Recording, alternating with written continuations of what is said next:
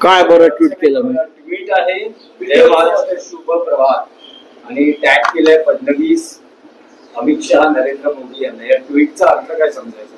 या ट्विटचा अर्थ काय असणार? सकाळी उठल्यावरती आपण आपल्या प्रिय माणसांना जय महाराष्ट्र करतो आणि सांगतो की महाराष्ट्र आणि शिवसेना, शिवसेनेचे वाघ जिवंत आहेत.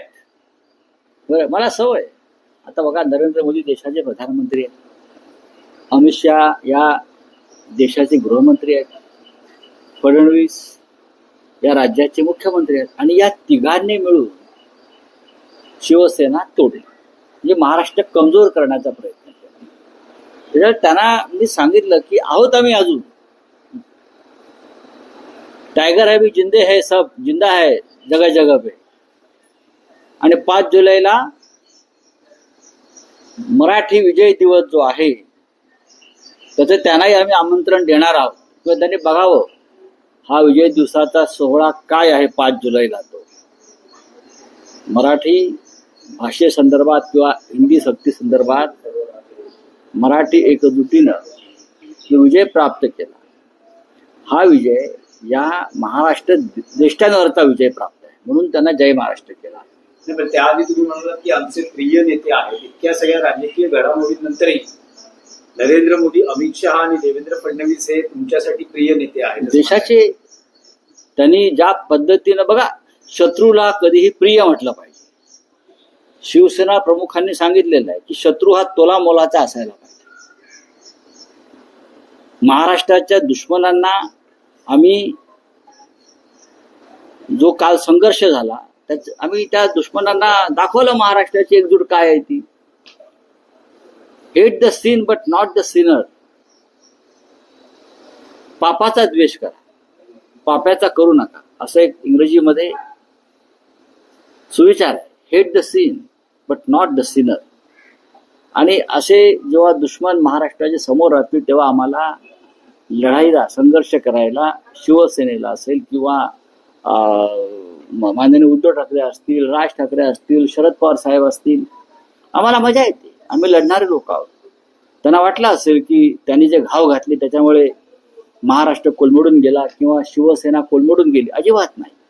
आम्ही उभे आहोत आणि उभे राहणार, लढणार आणि एक दिवस तुम्हाला घरी पाठवणार.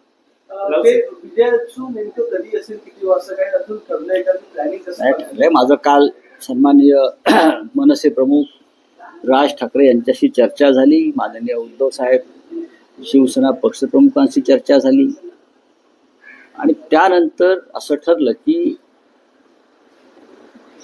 वरळीला जे डोम सभागृह आहे मोठं, तिथे हा सोहळा करावा. पण त्याचबरोबर शिवसेनेनं आधी शिवतीर्थ मिळावं या कार्यक्रमासाठी.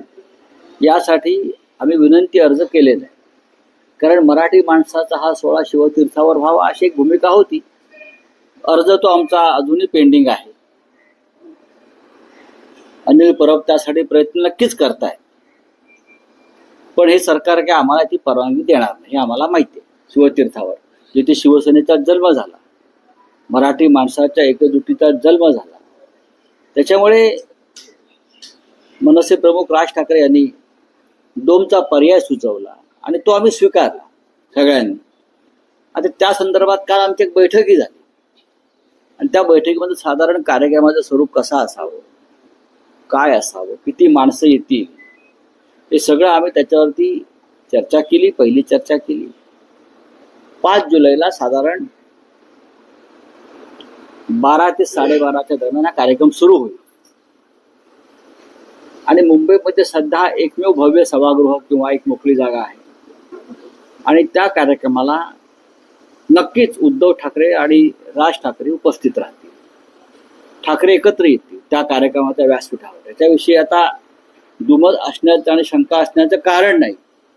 पण या लढ्यात जे सहभागी झाले सगळे, मग राष्ट्रवादी काँग्रेसचे नेते असतील, काँग्रेसचे नेते असतील, डावे पक्ष असतील, या सगळ्यांना आम्ही आमंत्रित करू.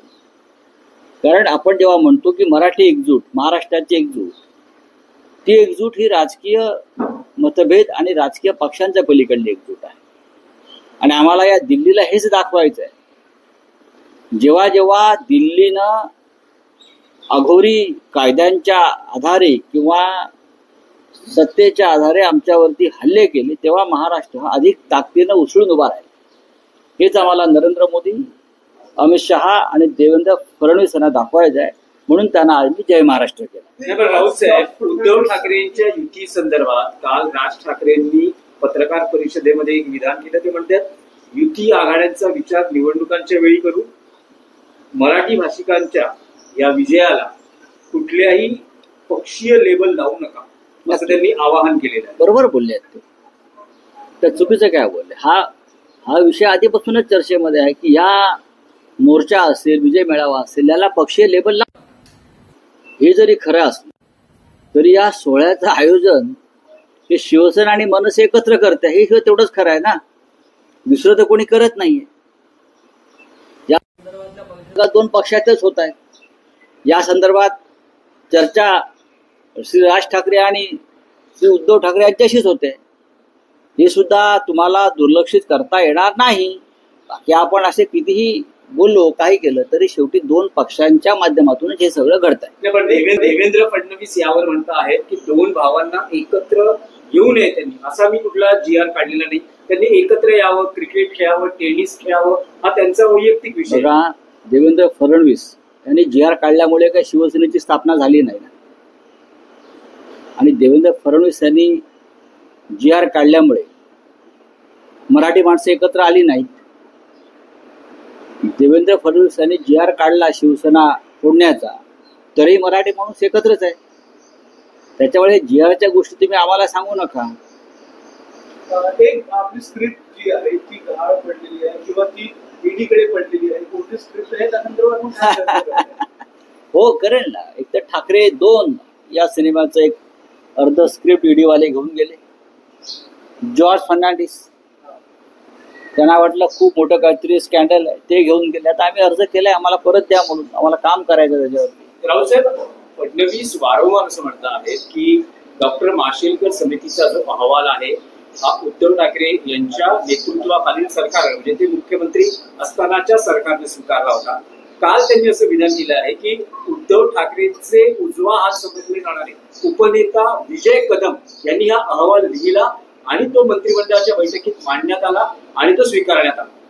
तो अहवाल समोर आणा ना लोकांसमोर. आम्ही वारंवार काय सांगतोय, तो जो अहवाल आहे तो स्वीकारला, त्याच्यावरती काय कार्यवाही केली, त्यानंतर तेव्हाच्या मुख्यमंत्र्यांनी कोणता GR काढला, हे समोर आणा. तो GR जसा देवेंद्र फडणवीस यांनी मुख्यमंत्री म्हणून एक GR काढला, हिंदी त्रिभाषा सूत्रानुसार तिसरी भाषा म्हणून सक्तीची, हा GR आहे ना. त्याच्या विरुद्ध आम्ही आंदोलन केलं. अशा प्रकारचा GR जर तेव्हाच्या मुख्यमंत्र्यांनी काढला असेल तर लपवतात कशाला? तुमच्या हातात सरकार आहे. बघा, हे खोटारडे लोक आहेत. हे खोटेपणातून सत्तेवर आले.